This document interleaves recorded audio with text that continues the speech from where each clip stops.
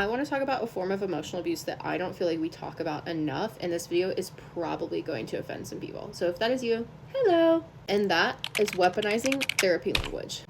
If you have someone in your life who is conveniently always too triggered to talk about something that is important to you, like every single time you need to discuss something, they're conveniently too triggered, that's avoiding accountability. That's avoiding accountability. Another example of weaponizing therapy language is using toxic boundaries and using boundaries as a way to control people. Boundaries are something you set for yourself to protect you from harm. They're not supposed to be a way to manipulate and take over other people's autonomy. For example, a toxic boundary could be somebody saying, well, it's just my boundary that we have sex every night.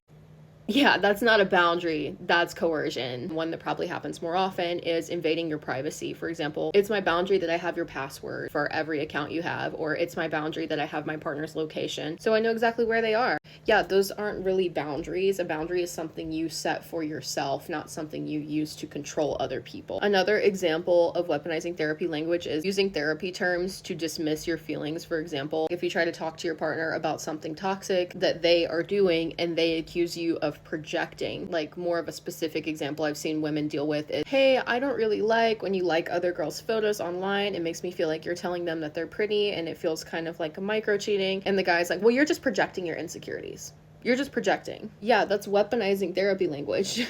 Another way that people weaponize therapy language is they will weaponize their own mental illnesses. Your mental illness may explain why you've made a mistake, but it doesn't excuse the mistake. I've definitely seen some people be like, well, I'm neurodivergent, or I'm autistic, or I have ADHD. And that's fine if that explains your behavior, but if you're consistently like abusing people or emotionally abusing, like you cannot use your mental illnesses or your mental health diagnoses as an excuse to be horrible people. I definitely hear a lot of people talking about how BPD makes them abusive to people, and I just like, I hate that. I've even seen big creators on here talk about how they do that, and I appreciate self-awareness, of course, but like that does not excuse it and does not make it okay for you to continue to use that and continue to do that. Yes, you deal with that. Yes, that is a problem, but you need to go work on yourself. It doesn't make abuse okay. It doesn't give you a pass to be abusive. I post about DV awareness and women's empowerment, so definitely give me a follow if you think any of that resonates with you.